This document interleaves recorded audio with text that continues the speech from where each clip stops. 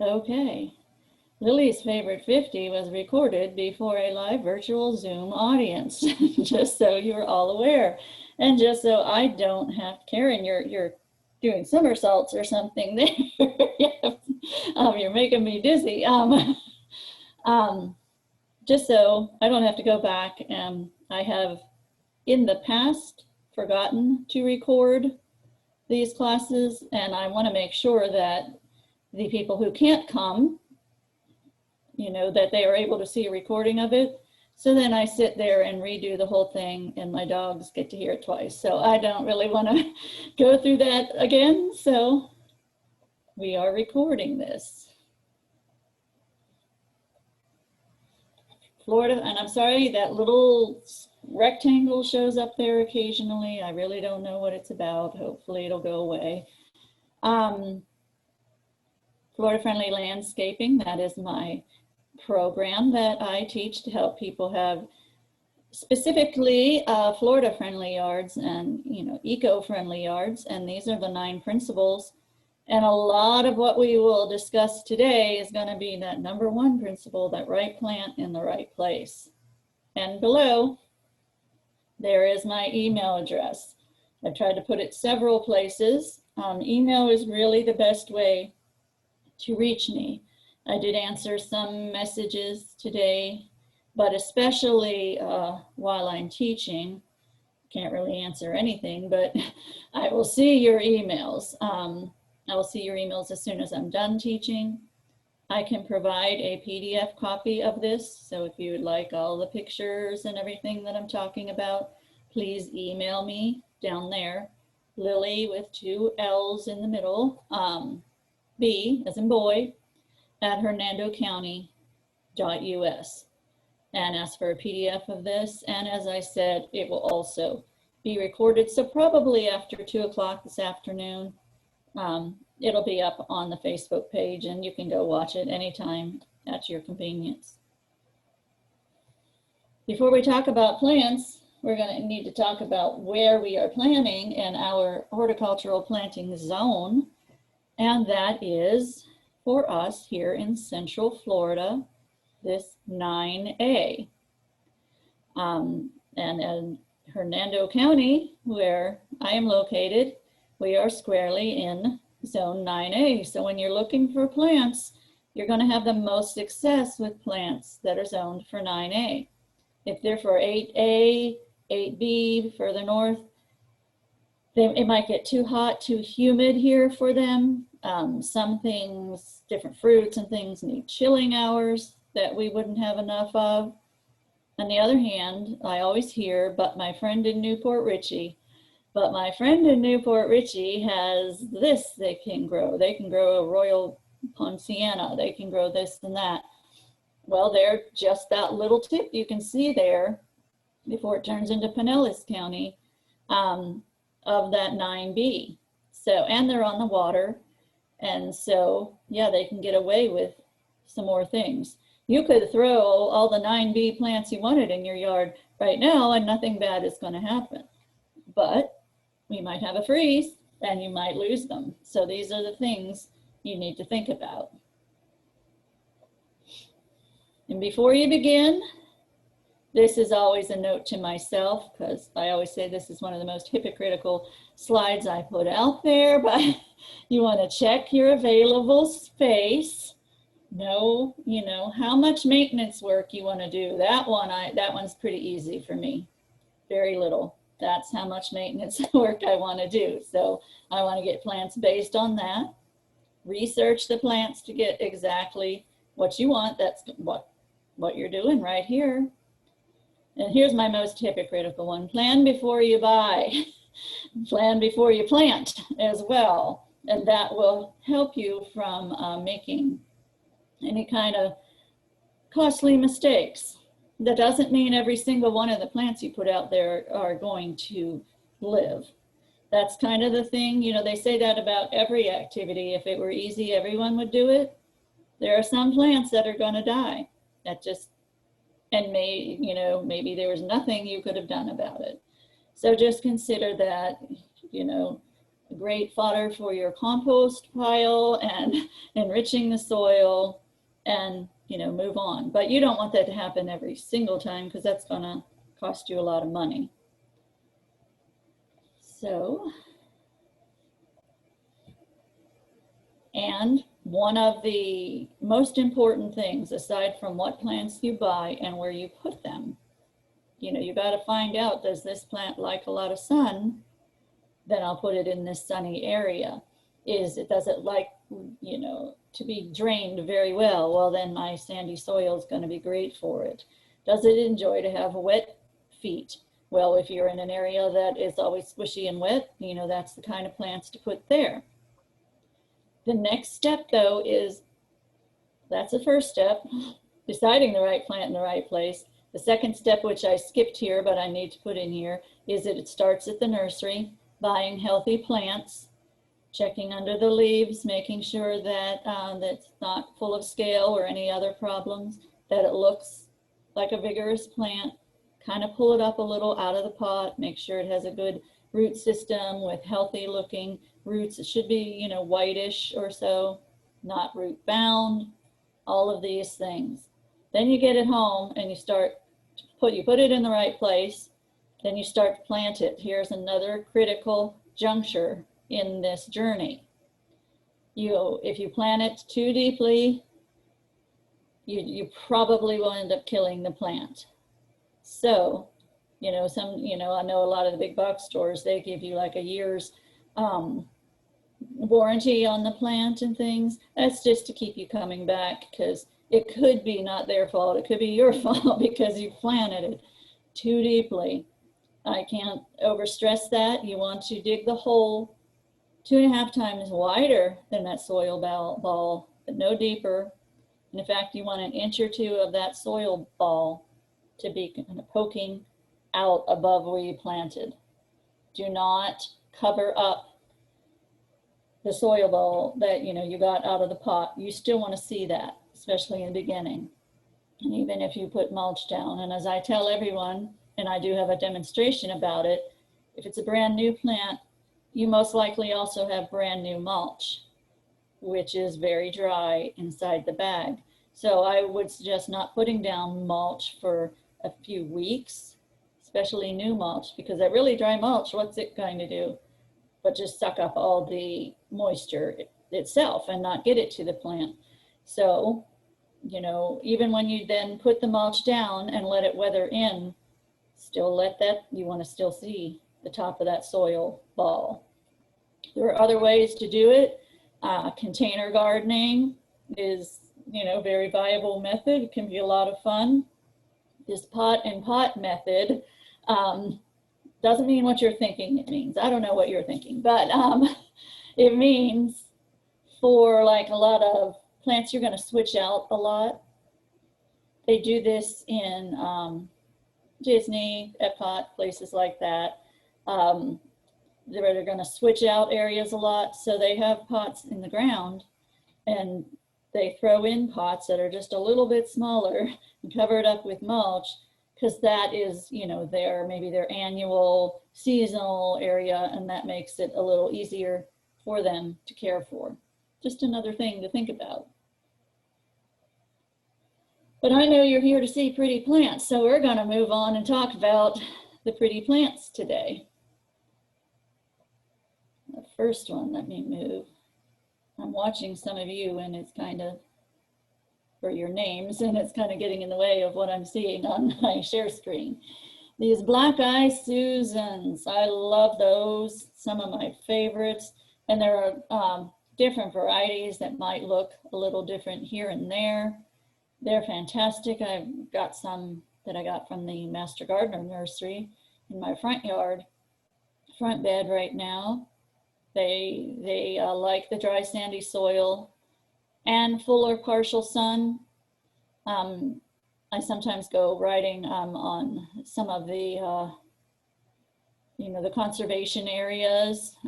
There's one pretty close to my house on the west side of 19. Don't want to give it away too much. You don't want to give away my fun places to ride and to socially distance. It's a state conservation area. Lots of, oh, so many wildflowers and butterflies and birds and deer and all that. So great place to go and get away to nature. Impatiens, there's another one. Impatiens reminds me of my mother, probably reminds a lot of people of their mothers, because it's, you know, just that old of a plant. Kind of interesting, she lived in Massauric Town during her Florida years. Never could get impatiens to grow in the ground ever. She had them in pots all over the place. She grew like crazy in pots, and they're so easy to propagate.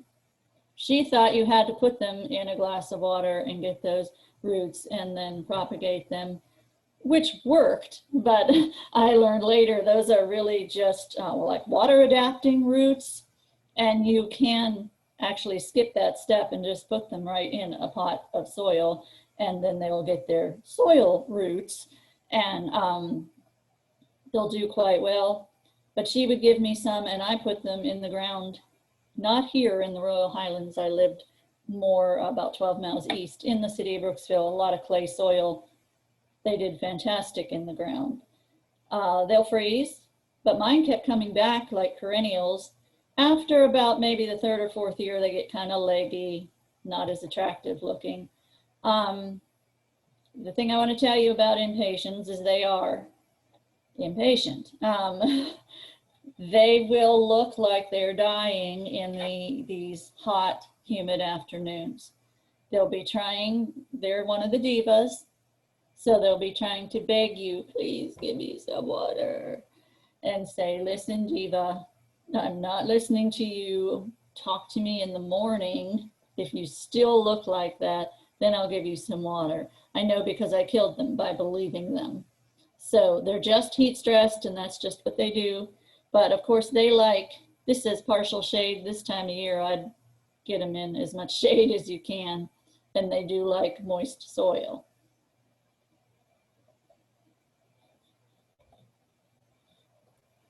Okay, here's some others. On the far right at the top is some portulaca, primrose. I was trying to think of the prettier name for it. I just have fun saying portulaca. Just reminds me of a family story. One of my oldest sister, when she first heard that name, our last name was Polam. She decided she liked the name Portulaca, and she was going to name a daughter Portulaca Polam. She didn't. Fortunately for Amy and April, she did not do that. They're just a fun and kind of, they're drought tolerant. They're kind of almost like a succulent. They grow here like weeds. You'll see them, you know, just growing anywhere. And to me, a weed is a matter of opinion. So if I'd had some, I would certainly let them grow where they were. All kinds of salvias. There's another name in my family. I have a granddaughter named Sage. There you go. We just keep coming up with names here. All these salvias. I like the dark purple ones too. Those aren't the native ones. These scarlet salvias are the native ones. They're butterfly attractors. They look better when you plant a lot of them together. Plus that helps the butterflies find them. And here's a blast from the north, the zinnias. You know, we can have those. We can grow them from seed or from transplants. And, you know, probably be an annual, but they're a nice plant to have around as well. Here's that blue salvia that I was talking about. I just love this. The county extension office has some in front of their building. And that's, I think, the first place I ever saw it. And it stopped me in my tracks because I just love the color. And they get pretty tall, and they're butterfly attractors. They're not native, but they are Florida friendly, and I just love them. Speaking of natives, though, this on the bottom is my favorite little happy little native. This is our Florida state wildflower. You can call it tick seed. Does not mean it attracts ticks. It probably has some tick repelling properties to it. Don't rely on that, but you know, from the old timers, that's probably where it got its name. We call it Coreopsis. That's its botanical name as well, maybe a bit of a prettier name. There are also different varieties of this. Wherever you go, you might find the flowers just a little bit shaped just a little bit differently. They're just a fun wildflower to have around. One of my favorites, Gaillardia, blanket flower is the other name for it. This you want to have planted in mass. We can push it through the fall. It's not necessarily really a fall annual that we think of. I would love for it to be because of the colors that it is, but it's more of a, you know, a summer annual, but probably here we can push it through the fall as well. Now here's something completely different on the right, the shell ginger.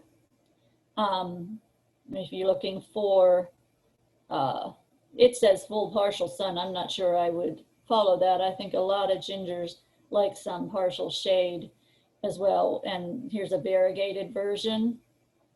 And it's going to get probably about 3 feet tall, have these little bell flowers on it. Very, very pretty, nice area. Another one of my favorite, this blackberry lily. It's not a native. It looks to me like it should be, but it's not. Just has those wonderful orange, red, yellow, and kind of orangey colors. It's very drought tolerant, but it likes well-drained soil. It has those really neat colors there. One of my very favorites on the bottom is beach sunflower. I have a long relationship with beach sunflower. I bought some when I moved out here to the Royal Highlands. I moved here 12 years ago, so probably 10 years ago I bought some beach sunflower and found out, wow, this is finally what is successful out here in this sand, is something with the word beach right in it. It's actually known as June sunflower. It's a great ground cover. It does like that full sun, and it likes dry soil. I'm trying to think of, you know, dry, junky soil, really. I did have it in my front beds for probably about 10 years. It would freeze and come back. It gets to be maybe 2 feet tall and is loaded with those little yellow flowers that are about the size of a 50-cent piece. But this year it hasn't come back as well in my front bed. In fact, it only came back like one place or so instead of filling up the entire bed. And what I believe occurred is, after this decade now of them being in that bed and I remulch, I made that bed too rich and too nice for them, and they don't want to be there. In another location where it's just a little tiny square of sand in front of my garage, they're growing like crazy there. Last year I transplanted some into a pot and put them in the backyard. It only lasted that season in the pot. They start getting a fungus when things start getting too wet and they die out. So it lasted all summer in the pot, and then it just, you know, looked bleh, and I pulled it out. Well, this year I have a bunch of beach sunflower surrounding that pot where it had been in the pot, died in the pot, but obviously spread seed all around the pot, and now I have a different plant in the pot, so it looks very pretty. And it's also showing up in other areas of my backyard, which my backyard is just very sandy, very, what some people might consider barren soil. That's what this beach sunflower wants. So keep that in mind. Another pretty flower, African iris. I just love the colors that come inside the flower. You know, in the same flower that has the purple and the yellow and the whites, and it can make a nice ground cover. Likes it a little, it says well drained to wet soil. What I have seen is that it grows better like in the Brooksville area than it does further west. It will grow here. It grows like crazy. Oh, I mean, they are separating it in the Brooksville area and throwing it on each other's porches like you do zucchini.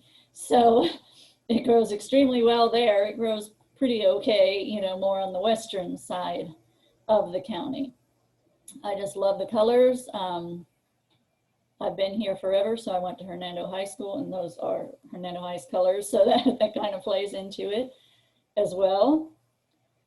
Purple cone flowers, echinacea, is another one of my favorites. We can certainly grow those here. This is kind of a different, we're used to seeing them more purple, but they come in different varieties as well, and you can start them from seed or from the flowers, and they'll probably last very well up to the first frost. Attract butterflies, all sorts of things. The passion vine is the one on the bottom left. Absolutely one of my favorites. It's just incredible to stare at that flower. It looks like Dr. Seuss drew that flower. It's just really incredible to me. And when you have passion vine, it's a pretty aggressive vine because it's native.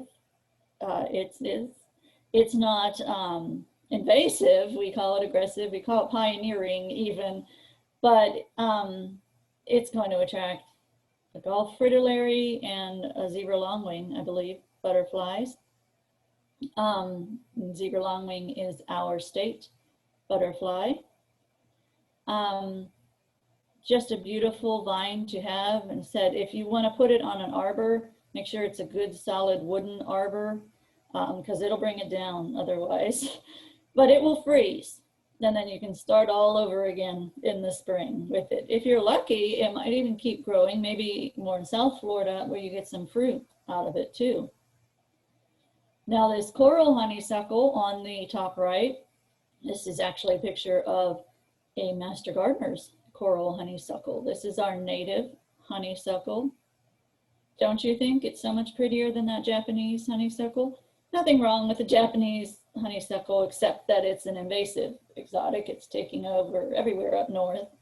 But this coral honeysuckle is our native, and what are those red tubular flowers going to get you? They're going to get you hummingbirds, that's right, and lots of butterflies. And it's just a gorgeous vine to have. On the bottom is the sunshine mimosa. This is another master gardener's yard. She uses it as her lawn. That's her lawn, this sunshine mimosa. And at a certain point when all those cute little pom-poms are done blooming, they mow it.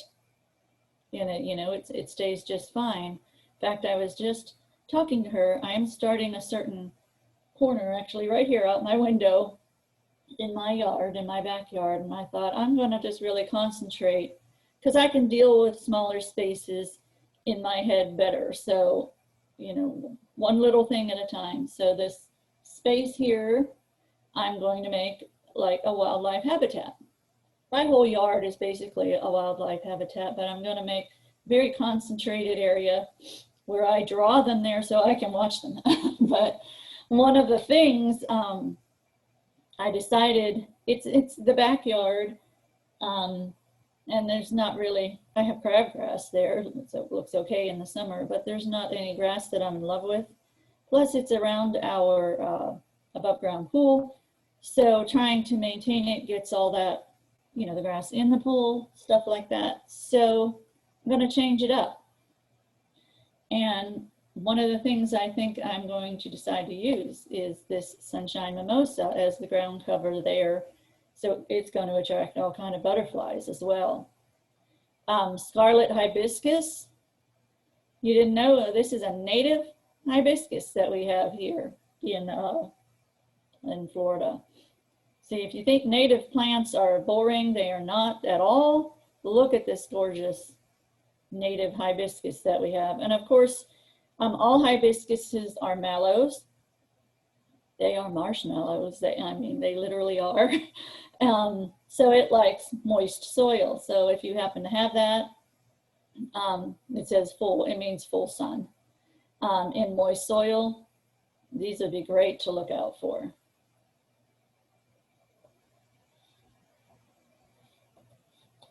One of my absolute favorites here in Florida, these phlox. You know, they fill up the fields and the roadsides basically in April and May. Seems like they start coming a little earlier every year, but I mean, they can make these carpets of beautiful, beautiful flowers, and that's what they are. They're phlox, P-H-L-O-X. There is a variety of native phlox that we have, but generally what you see on the roadsides is not native. It's a Texas cousin of our native phlox. I have another old story about those. Years ago when we moved here, and they grew alongside County Line Road, and my brother-in-law told my mother that, you know, don't pull those. You'll be fined $500. And at the time, late 70s, she thought he was crazy. Well, we knew he was crazy, but in this particular instance, you know, he was not crazy. This sentence that he said was not crazy, you know, broken clock, what can I say? It's right twice a day. It is illegal to pull these phlox because they are, you know, a state program to put these wildflowers here. So you don't want to pull them. You don't want to try and collect the seeds, but where you can find them is at this website I have up in the sky here, floridawildflowers.org. You can get the packets of these phlox. You can also get those black eye Susans, the blanket flower that I discussed, the coreopsis, all kind of wonderful things you can buy there, and just, you know, follow the packets when it says that when you should plant them. Now let's talk milkweed.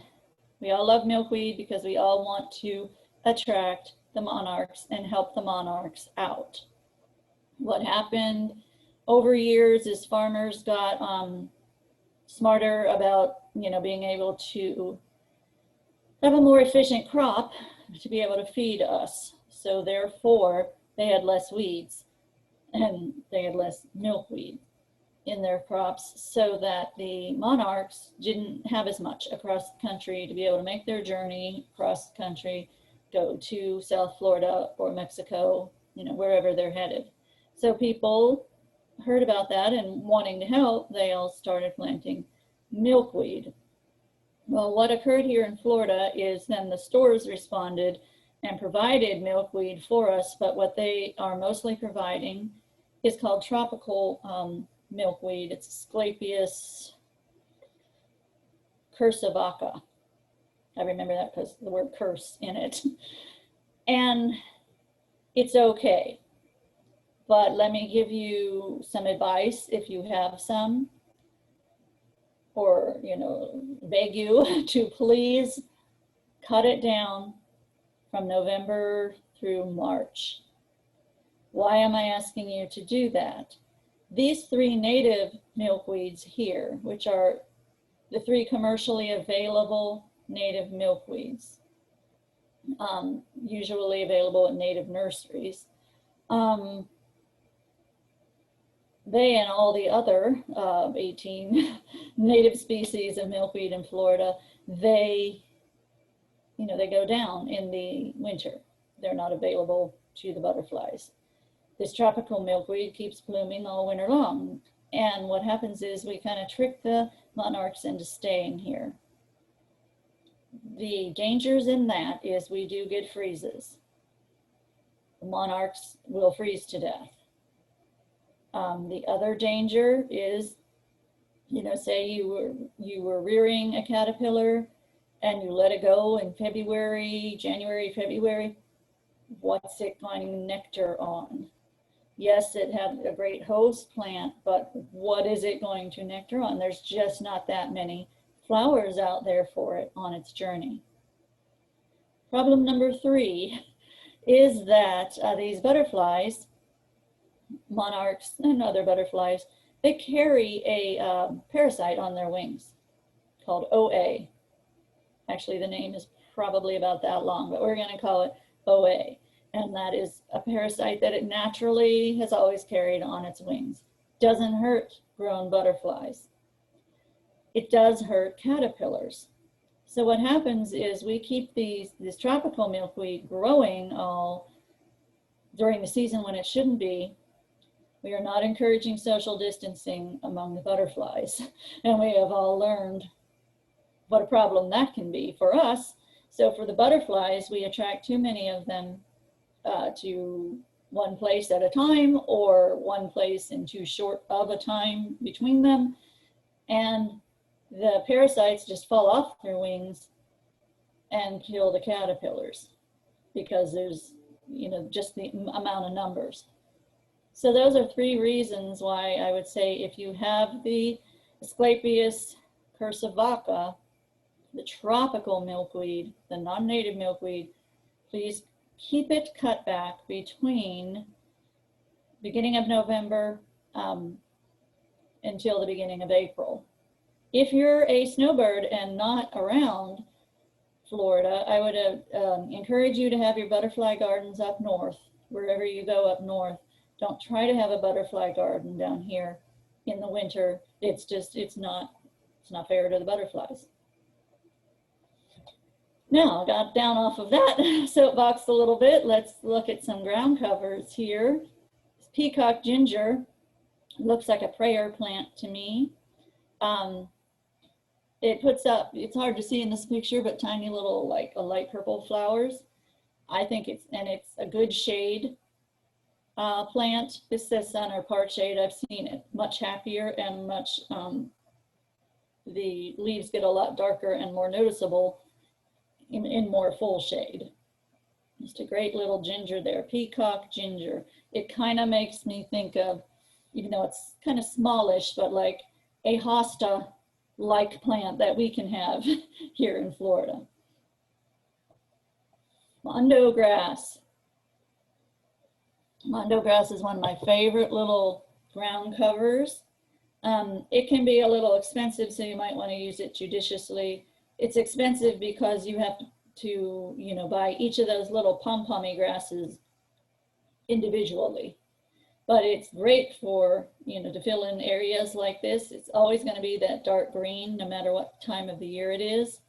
Unless you get this specific variety there that is so incredibly purple it looks black, that would be like a fun thing to make a lot of contrasting elements in your garden with, especially around Halloween. That would be a lot of fun.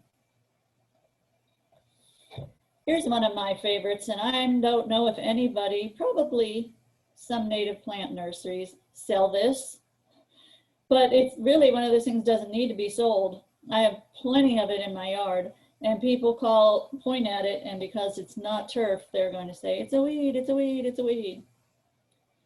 It's a weed that attracts these 3 types of different butterflies, the Phaon crescent, the buckeye, and the white peacock.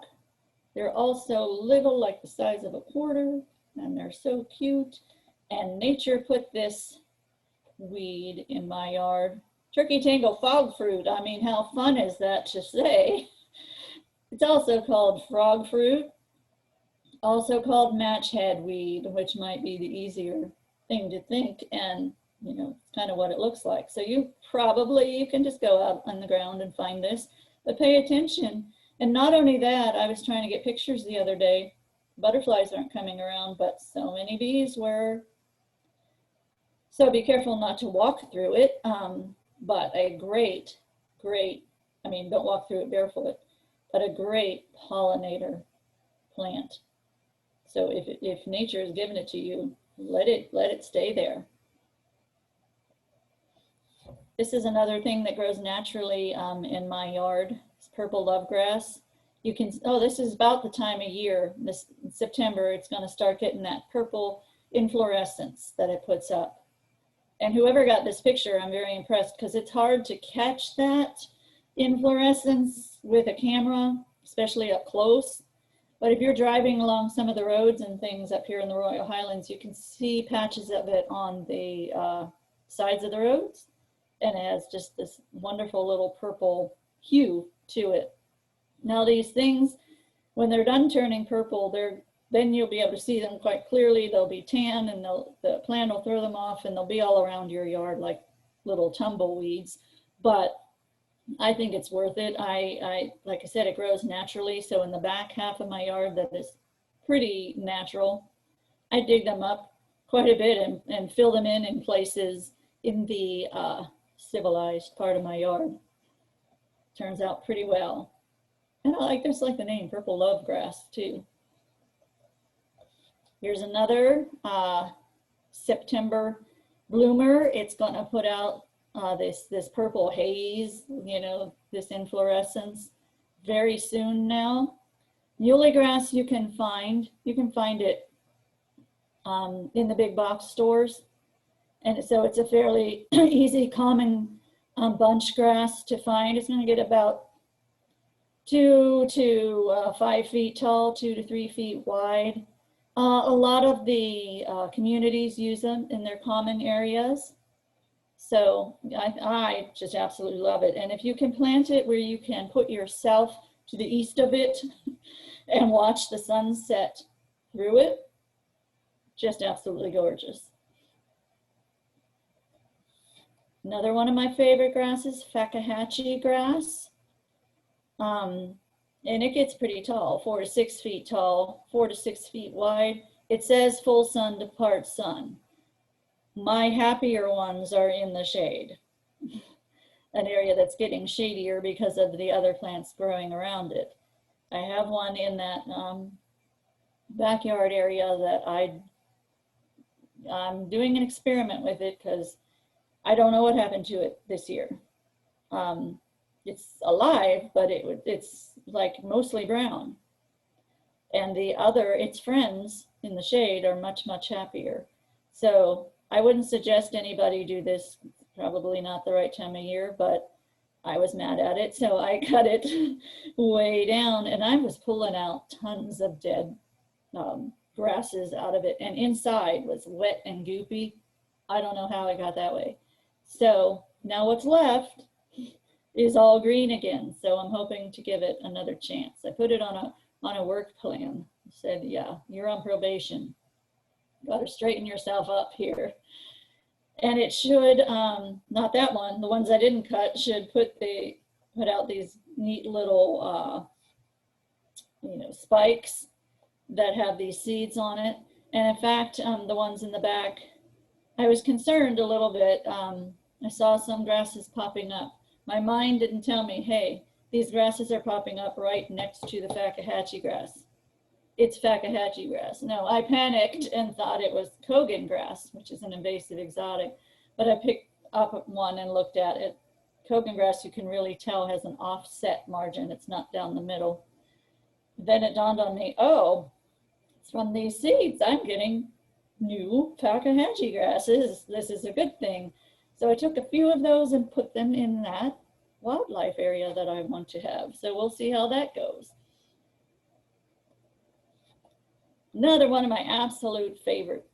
This little plant is so cute. I want to pet it. I mean, it is so cute. This Florida coontie. It even has a cute name. And it's got a fantastic history. It's not a palm. It's not a fern. It's a cycad. Cycads were the first known terrestrial plant on Earth ever. The first plant to be not in the ocean, but on Earth ever. It was this kind of cycad. So you can look at them and tell the kids, say, these were here when the dinosaurs were. That's kind of a cool thing about them. The Florida coontie is a native.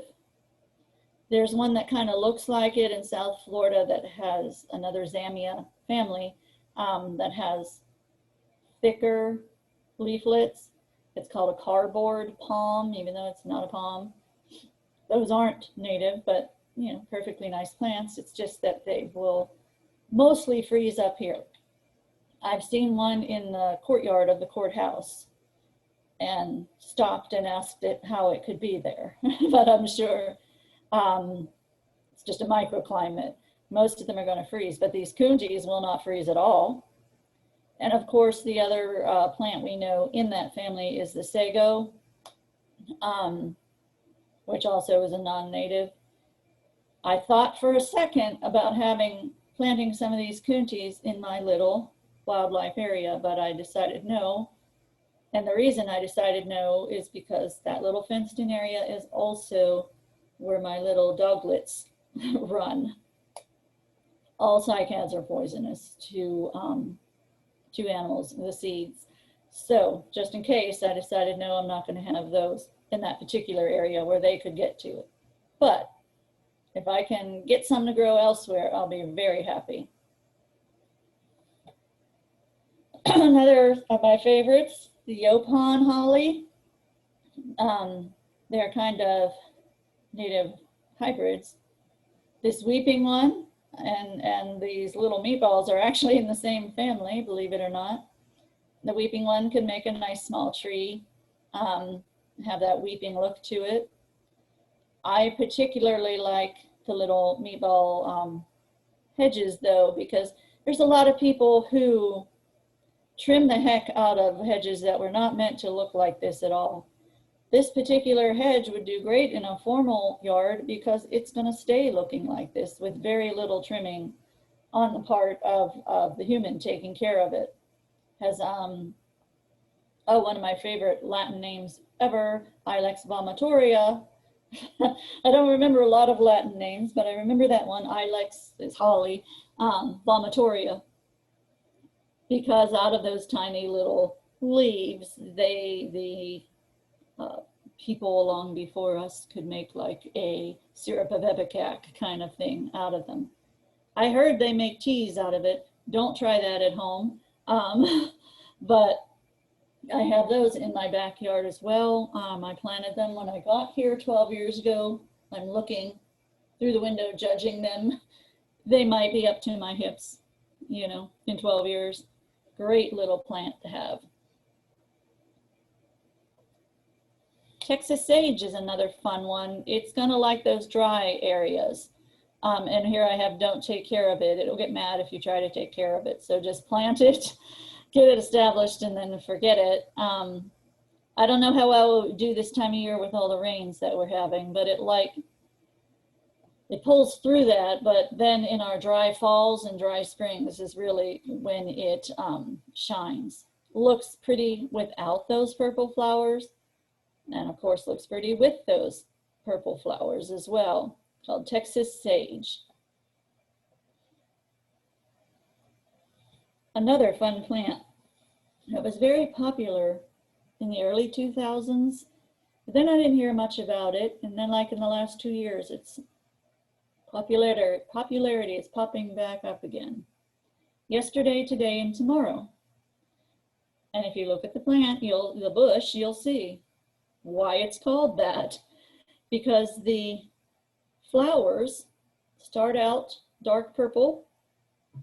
By the next day, they will be kind of lavender. And by the next day, they'll be white. And of course, that happens sporadically with different flowers. So you have the same bush with 3 different color flowers on it. Just a lot of fun, a great fun plant. And it can get pretty big, so you also, want to keep an eye and keep it trimmed as well. Yesterday, today, and tomorrow. One of my favorite natives, you can put this in the shade, oak leaf hydrangea.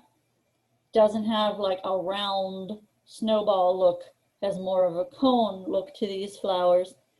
And I just love the leaves. Look, it's called oak leaf. Even when it's not blooming, it brings a lot of interest to your shade garden. Your shade garden. I don't know what about it reminds me of like a mountain laurel, There's something about the general feel of it, but I just love this bush.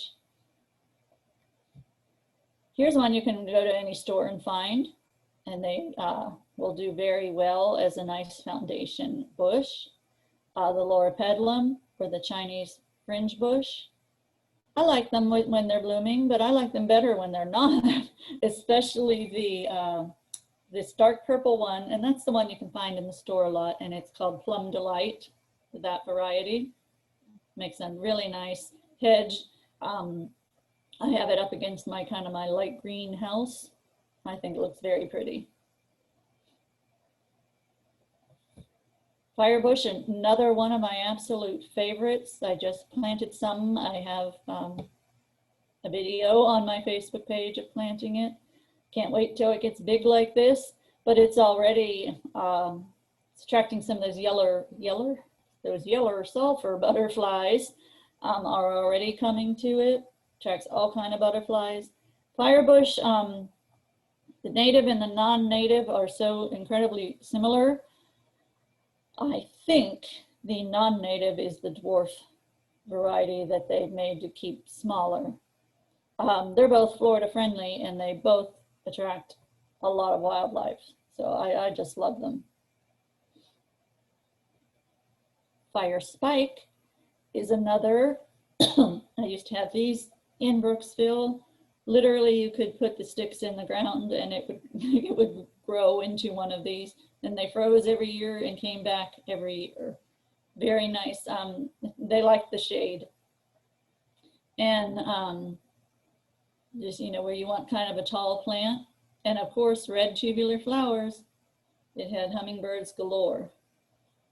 Now something totally different, more that likes drier areas, is rosemary. And yeah, it can get that big that this picture shows. I would love to get some and put it near my front door so I could just walk by and rub my hand on it every time I go by, because it smells so wonderful. Years and years and years ago, the master gardeners, where they have their nursery now, they had like a raised bed about 3 cement blocks high, and it was supposed to be an herb garden, growing out of each of the holes of the cement blocks. But they put some rosemary inside it, and it took over that whole probably 8 by 8 area. It looked like about the size of a Volkswagen Beetle. And it can grow pretty well here. Here's some of our favorite Florida plants.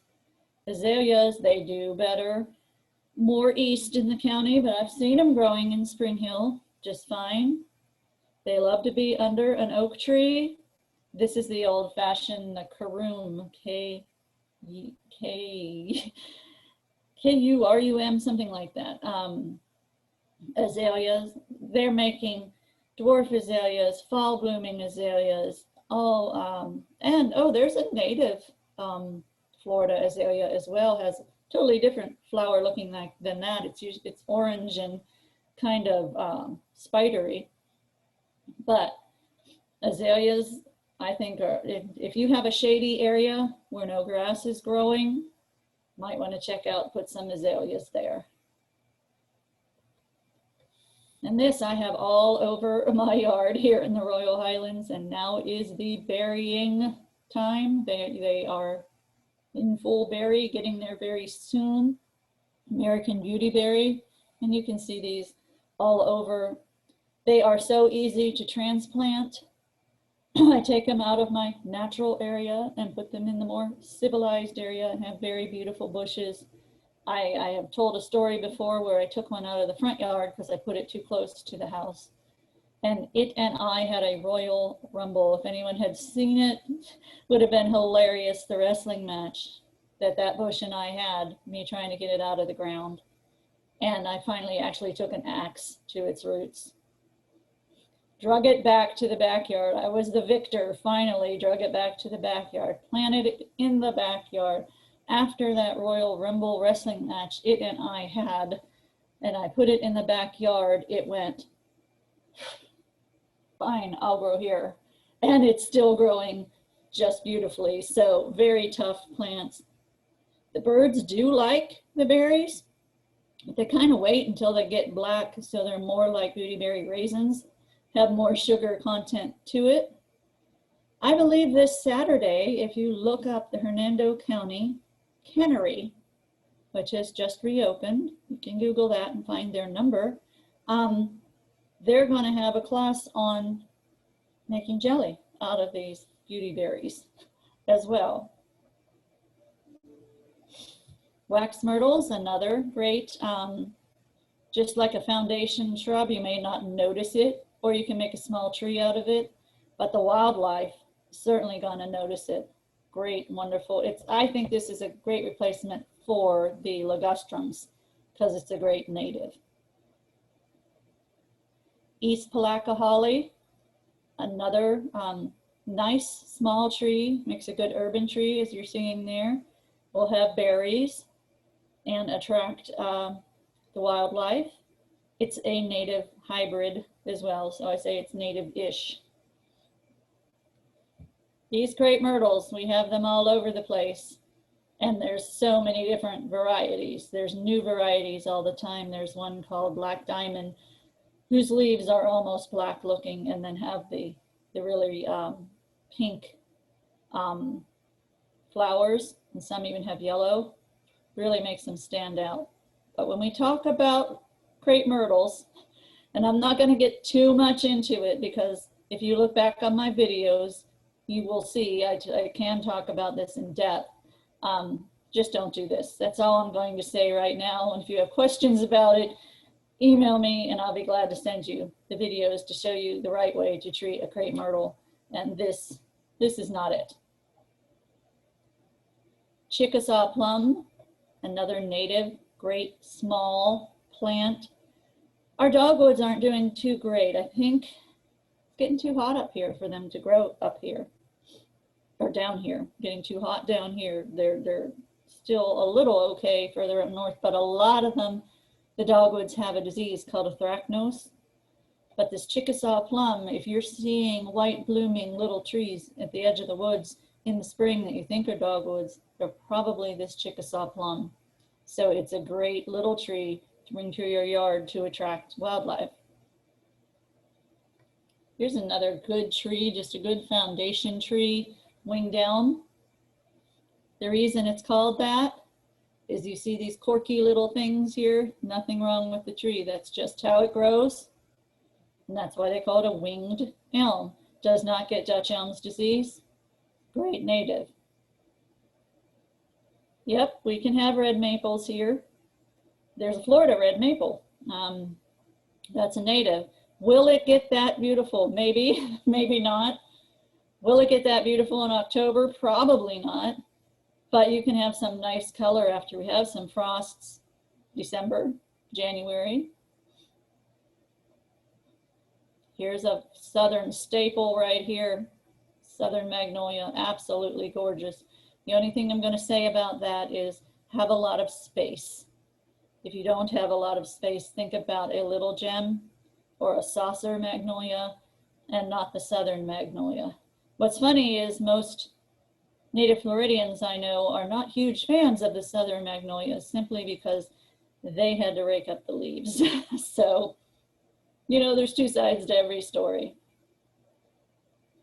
And here you go. Nothing says the South like a good old live oak. This one's really old. I took this picture in a field. And because you can see what it's doing, how old it is. Oak trees are like century plants in that if they have enough space and the opportunity and get old enough, see what it's doing with its branches? The branches are coming down and going into the ground. Yes, it starts new trees with acorns, but this, if it gets old enough, it will start new trees from the branches growing into the ground. And that means it's coming to the end of its life, probably. Again, if you want a live oak, make sure you have lots and lots and lots of space for it. Red cedars, I have several of these in my yard and they've gotten huge, just massively tall, as well as wide. So you got to make sure you have the space for them as well. But I planted them, kept them watered maybe a month or so. Now, they don't take off immediately. Like the first few years, they just kind of hang out, and then they go crazy and they attract wildlife. And I like having them there. Sometimes in our winters, after we have freezes here in the Royal Highlands, these red cedars are the only like really green things still around. They don't do well in grassy areas. Red cedars produce a chemical that stops anything else from growing under it. So keep that in mind as well. I threw this in here because this gets a bad rap. And I'm not sure where you can even buy one, or you need to, because they're here naturally. That back half of my yard that was kept natural when I bought the house, I try to keep it as natural as I can. I took out some near that fenced in area because I didn't want coyotes hiding in them. But I have several massively huge scrub palmettos. Again, your native Floridians, they look at those and they think of rattlesnakes. There probably are snakes in there. Rattlesnakes, any kind of snakes can be under any vegetative bush or anything. There's many, many, many birds. I think Teresa had a number at some point, 40 some different type of birds make their homes in these scrub palmettos. I just let them be. So much life is going on in them. Pindo palm, another nice little palm tree. They also call them jelly palms because you can make a jelly out of the little plums that come out of them. And it's not going to get too huge, maybe about 30 feet. Here's our native palm. Unfortunately, I mean, it's a great plant, but unfortunately, I would recommend against right now spending a lot of money on a cabbage palm because they are suffering from a disease called lethal bronzing. And the experts are working on it, but right now, if your cabbage palm gets it, there's no saving it. So hold off on spending a lot of money on the cabbage palms, but keep them in the back of your mind and hopefully we'll be able to save them. They're our state native palm tree. Another kind of a bush here, a Simpson stopper. I don't think it's a native, but it's a nice spreading bush if you're looking for screening. It works great. Pawpaw, another type of native tree. It's going to attract a lot of wildlife with that. This you would probably have to go to a native nursery to find. And the last thing I want to show you, because people move here and they think these things are a problem. And they are plants, so I included them in Lily's Favorite 50, even though there's 3 different types here. Spanish moss is a plant. It's an air plant. It's in the bromeliad family. An epiphyte means it's an air plant. You can put it on a fence and it'll grow. It is not taking anything away from a tree. It's not harming a tree. What happens with the poor Spanish moss is that a tree may be in decline or just old. So it starts looking bad, and the Spanish moss then has the opportunity to grow more Spanish moss. And so it gets framed for a crime it didn't commit. So, I mean, you can physically remove it if you want, if that makes you feel better, but it is not sucking anything out of the tree or causing really any issues. Same with the ball moss there on the bottom left. It has little things that help it hang on to the tree. That's all that it's doing is hanging on to the structure. It's not sucking in or taking anything out. And then people get concerned with this on the bottom right. They see it on their plants and they think, you know, their plant has some type of algae. It is actually, it's a combination of an algae and a fungus called lichen. And it exists naturally. There's metal lichen that you can find on metal as well. It's actually not harming the plant at all. And if you have pink lichen, if you go on the internet, that's very much in demand. People collect the lichen, and they collect the pink lichen. Like moss, it's going to be on the north side of your plants, most likely. But the pink lichen is an indicator of good air quality in your area. So these are all, good news to have. Now, these are the different ways you can get a hold of one of these books here. Because this is, I didn't put any plant on here that's not inside this Florida-friendly guide to landscape and plant selection and landscape design. One of the ways you can get it is to go, I have a big long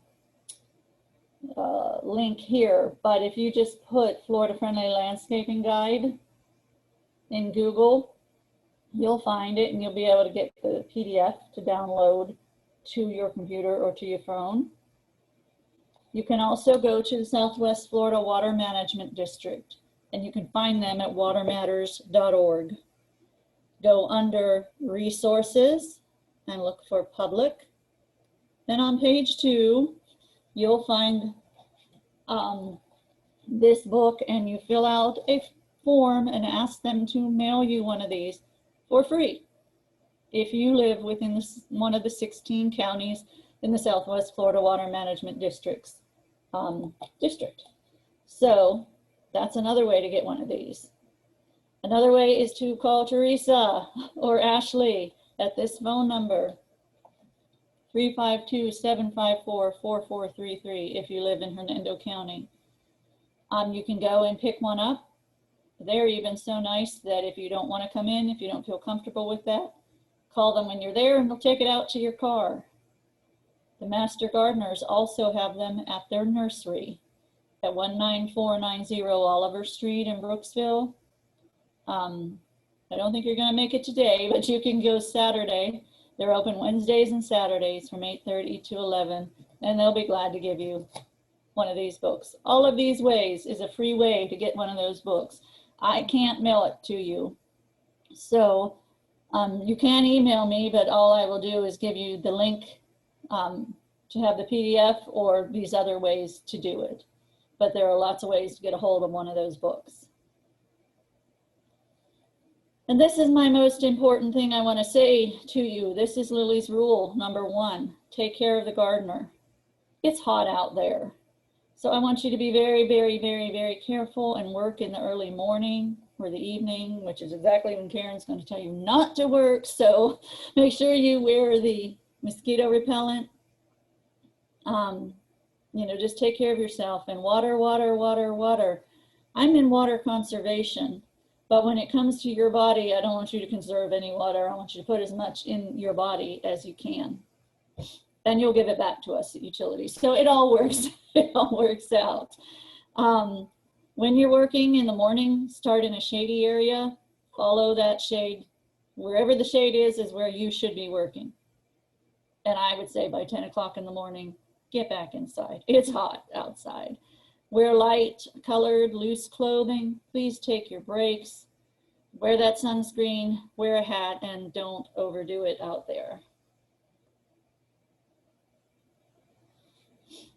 Oh yes, tomorrow, every Thursday actually at this link here, we have a virtual plant clinic. Dr. Lester has a virtual plant clinic. And usually I'm the Ed McMahon in this picture. But tomorrow Johnny will be on vacation, or Bill will be on vacation. That's not true at all. He won't be on vacation. He will be attending a conference, a work conference. He won't be available, so I'm going to be hosting, and I'm going to have some special guests, a master gardener, Bernie Bathauer, possibly his wife Sue as well. And I've invited the Me in Pasco County, the Florida Friendly Program coordinator from Pasco County. His name is Frank Baldo. He's a very intelligent, funny young man. So yeah, I think we'll have a lot of fun if you join us. Even if you don't have any questions in particular, sometimes watching other people and their questions, you get to learn a lot as well. Also, by tomorrow morning, if I get busy, there will be a class that will be pre-recorded, so you don't have to do anything to attend, except it'll just be there after 8 o'clock tomorrow morning, and you can watch it at your leisure. Recycling raindrops, and it's kind of a rain barrel less rain barrel workshop. You can watch it, you're not getting a rain barrel out of it. And other ways aside from rain barrels of how to capture the rain. And here again is my email address for you to email me, lillyb@hernandocounty.us. It really is at this point in time the best way to reach me. It follows me. My email follows me around, so I am very likely, to get your emails if you email me. I'm going to leave that up there for a few seconds, and I have to move out of screen share to be able to see your chat, though. See if we have any questions. Okay. Let's stop share. Oh boy, we do have questions. Okay, thank you, Meg. Yes, and thank you, Sherry. Does fire spike have any problem with attracting deer to munch in the landscape? I don't know, but probably. It's easier to say what doesn't attract deer than what does. I know the University of Florida has a publication on deer-resistant plants.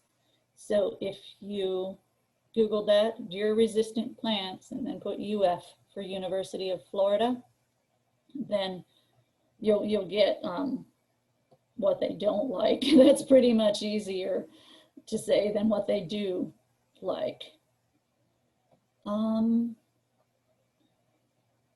Oh, interesting. Thank you, Anne. Roger Hammer says to stick newspapers in the center of a Fakahatchee grass, then burn.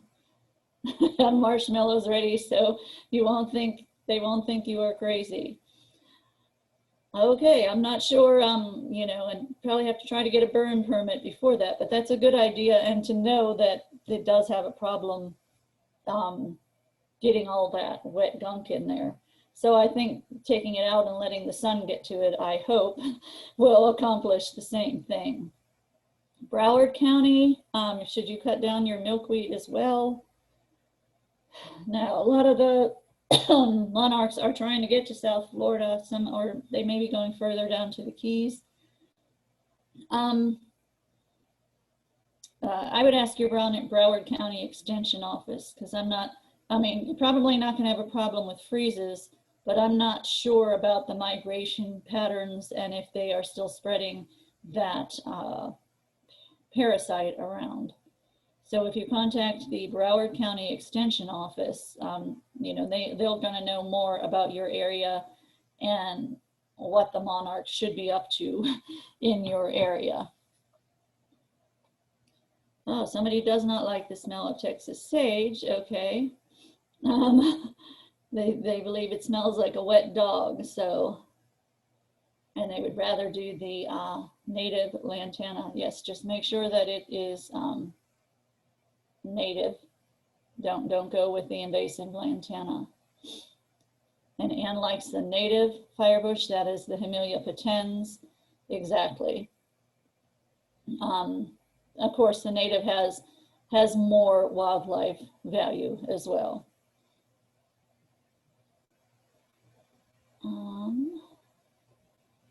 Simpson stopper, she says, is native. Okay, sorry about that. So a Simpson stopper is a native bush. I know one of the things, it attracts lots of pollinators. I've seen that. Let's see. Oh, somebody says deer do eat their fire spike. So if you have deer issues and you don't want the deer there, that could be something to consider.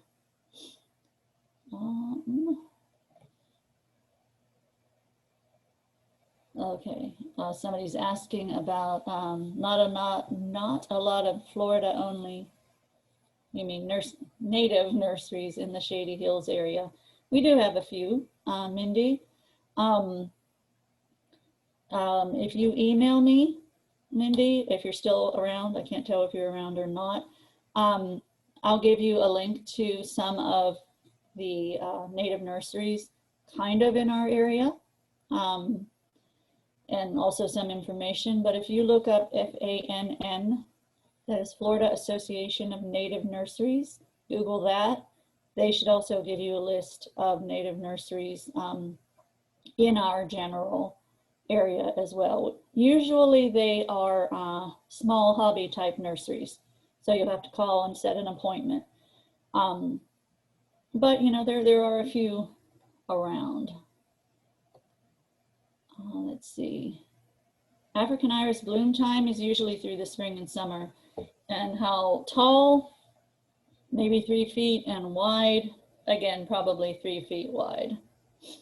Okay, yes, Mindy will send me an email. Okay, it's getting to be about 11:15 or so. So like I said, please email me. I'll put my email in the chat just in case. If anyone has any other questions, and I will be glad to try and help you. Yes, I was thinking that, Anne.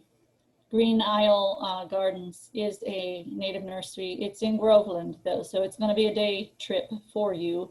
But, you know, it's called Green Isle. You can look them up and call them to find out what hours they are open and when they're accepting people, and, you know, make a day trip out of it. It is a great nursery, and I know our Hernando County Master Gardeners will occasionally take trips there, and they will buy native plants from there to sell at their nursery. The Hernando County Master Gardener Nursery that I told you about at 19490 Oliver Street are not strictly native. They do have a lot of natives, and they don't use chemicals, and they are local. So that's one thing to consider. Yes, Cheryl Wilcox Nursery is also, as far as I know, a good nursery as well. And if you go to these native nurseries, and suggest to take an empty car. I do have a friend named Rita who has a small native nursery. It's called Rita's Native Nursery here in Hernando County. Since I'm mentioning all the others, I'll throw hers in there as well. And if you look up or email me, I'll try to give you as many native nurseries information that I can find for you. Okay. All right, well, thank you, everybody. Which place did I mention that, okay, doesn't use chemicals? It's the Hernando County Master Gardener Volunteer Nursery. And it is at 19490 Oliver Street in Brooksville. And they are open Wednesdays, 8:30 to 11. I'm sorry I distracted you while they're open today, but they're also open Saturdays, also 8:30 to 11. They have those plants without chemicals and these books are free. So go see them, and they will be glad to give you lots of information as well. All right, I think we're going to wrap it up. Let me at least stop recording, possibly. Getting hard to pull that down. Okay.